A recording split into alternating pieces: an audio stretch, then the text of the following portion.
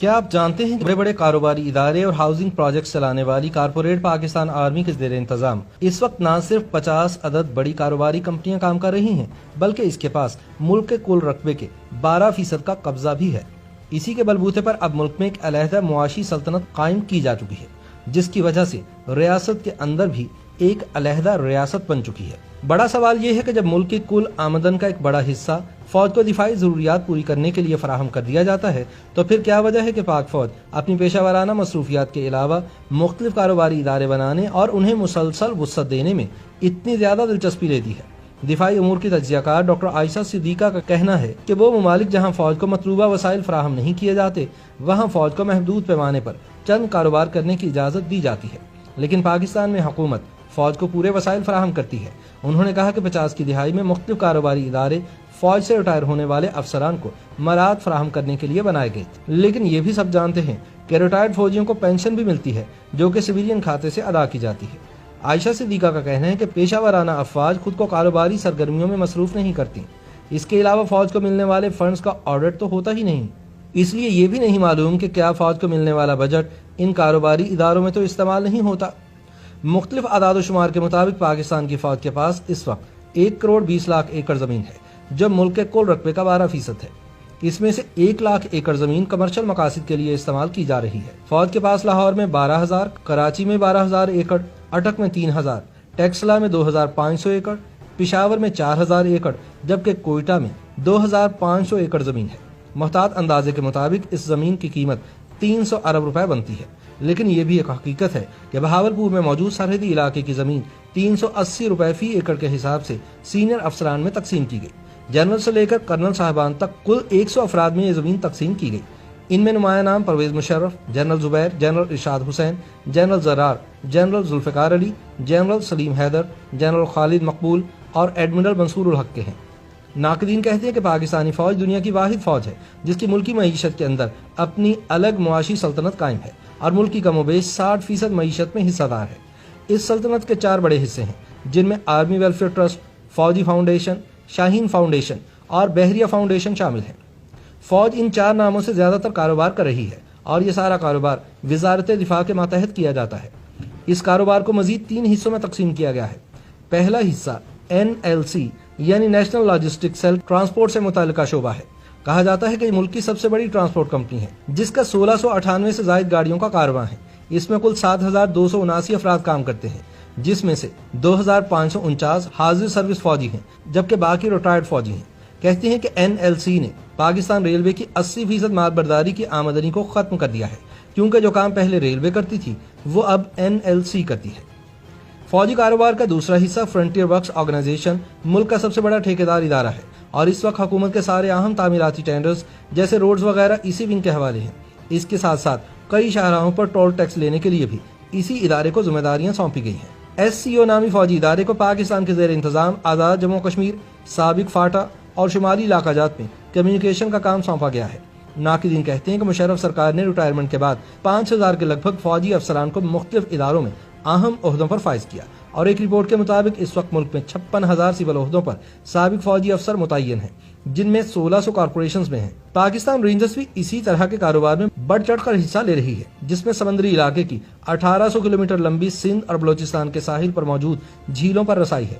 اس وقت سندھ کی 20 جھیلوں پر رینجرز کی عملداری ہے۔ اس ادارے کے پاس پیٹرول پمپس اور اہم ہوٹلز بھی ہیں۔ 15 فروری سن 2005 کو سینٹ میں پیش کردہ ایک رپورٹ کے مطابق فوج کے کئی ادارے اسٹاک ایکسچینج میں رجسٹرڈ بھی نہیں ہیں اور ان کی یہ ساری سرمایہ کاری کسی بھی صورت میں عالمی سرمایہ کاری سے الگ بھی نہیں ہے۔ آرمی ویلفیئر ٹرسٹ کے projects, army welfare Nizampur cement project, army welfare pharmaceutical, Askari cement limited, Askari commercial bank, Askari general insurance company limited, Askari leasing limited, Askari lubricants limited, army sugar mills Badin, army welfare shoe project, army welfare woollen mills Lahore, army welfare hosiery project, army welfare rice Lahore, army stand farm, army farm Khoski Badin, army welfare trust plaza Rawalpindi, الغازی travels, services travels Rawalpindi, army welfare trust, commercial market project اور عسکری information service جیسے اداروں کے ذریعے افواج پاکستان سرمایہ کاری میں مصروف ہیں۔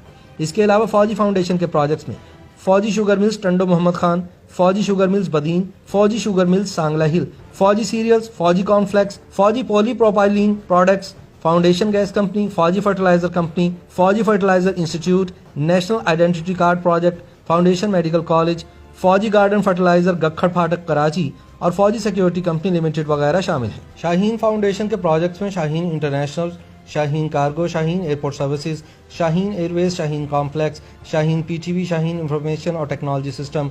बहरिया फाउंडेशन के प्रोजेक्ट्स में Bahria university, Falahi trading agency, Bahria travel agency, Bahria construction, Bahria paints, Bahria deep sea fishing, Bahria complex, Bahria housing, Bahria bakery, Bahria shipping, Bahria coastal service, Bahria catering and decoration service, Bahria farming, Bahria holding, Bahria ship breaking, Bahria harbour services, Bahria dime और बहरिया फाउंडेशन कॉलेज बहावलपुर शामिल हैं।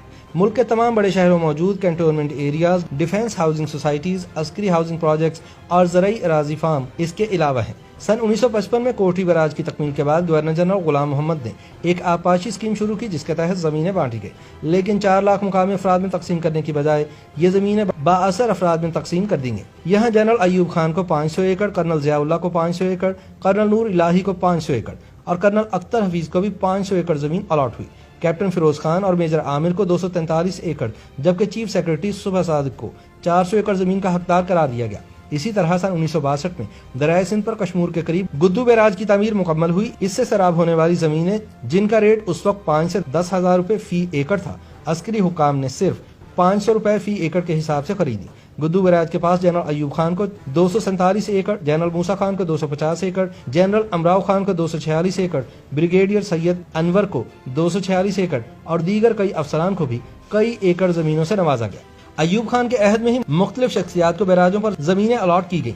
अयूब खान के बेटे गौहर अयूब के ससुर general Habibullah को हर barrage पर वसी कता अराजी अलॉट हुआ। याद रहे कि general Habibullah Gandhara corruption scandal के अहम किरदार थे। जनरल अयूब ने जजेस को भी सैकड़ों एकड़ जमीनें अलॉट की। इनमें जस्टिस S.A. रहमान, इनामुल्लाह खान, मोहम्मद दाऊद, फैजुल्लाह खान और जस्टिस मोहम्मद मुनीर शामिल थे। अयूब खान ने जिन पुलिस अफसरान में जमीनें तकसीम की, उनमें मलिक अतार मोहम्मद खान DIG, नजफ खान DIG समेत दीगर शामिल थे। वाज़े रहे कि नजफ खान लियाकत अली कत्ल केस के किरदार थे। अफगानी कातिल सैयद अकबर को गोली इन्होंने मारी थी। सन 1982 में हुकूमत पाकिस्तान ने कैटल फार्मिंग स्कीम शुरू की।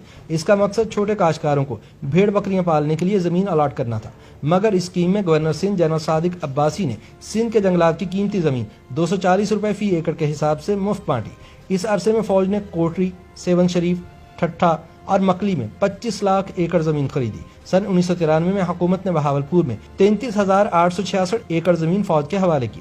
जून सन 2015 में हुकूमत सिंध ने जंगलात की 9,600 एकड़ कीमती जमीन फौज के हवाले की।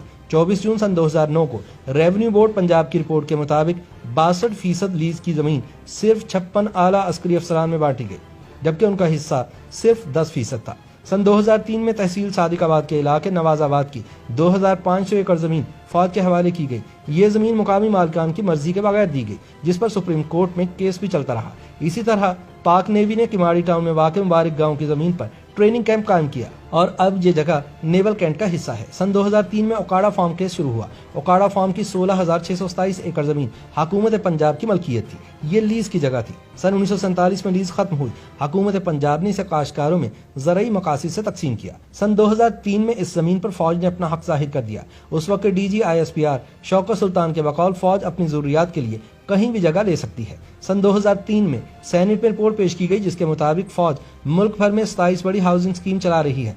आम लोगों को यह हकीकत मालूम नहीं कि फौज के तहत चलने वाले कारोबारी इदारे खसारे, करप्शन और बदइंतजामी में स्टील मिल्स और PIA समेत किसी भी सरकारी इदारे से पीछे नहीं। इनका खसारा कम दिखाने का तरीका अंदरूनी मुल्क और बैरूनी मुल्क से लिए हुए कर्जों को इक्विटी दिखाकर बैलेंस शीट बेहतर दिखाने का है, लेकिन इसके बावजूद ये आज की तारीख में भी खसारे में है। ये एक ट्रेंड है जो पिछले 30 साल में बार बार दोहराया जाता है और हर ऑडिट से पहले गवर्नमेंट से बेल आउट पैकेज ना लिया जाए या अंदरूनी और बैरूनी कर्जे ना हो तो खसारा हर साल अरबों तक पहुंच जाए। लेकिन हर हुकूमत खुद इनको बेल आउट पैकेज देने पर मजबूर पाती है और जो देने में तामुल करे तो हुकूमत गिरने के असबाब ऐसे पैदा होते हैं जैसे बारिश से पहले बादल आते हैं। लेकिन सिविल हुकूमतों को दिफाई बजट के अलावा आर्मी के कारोबारों के लिए भी अरबों रुपए के बेल आउट पैकेजेस देना पड़ते हैं। रिटायर्ड फौजियों की पेंशन भी सिविल बजट से अदा की जाती है। बैरूनी कर्जे और उनका सूद वगैरह अदा करके हुकूमत के पास GDP का कमोबेश 40% बचता है। फिर खसारा पूरा करने और मुल्क चलाने और अगले साल के अखराजात के लिए नया कर्ज लिया जाता है।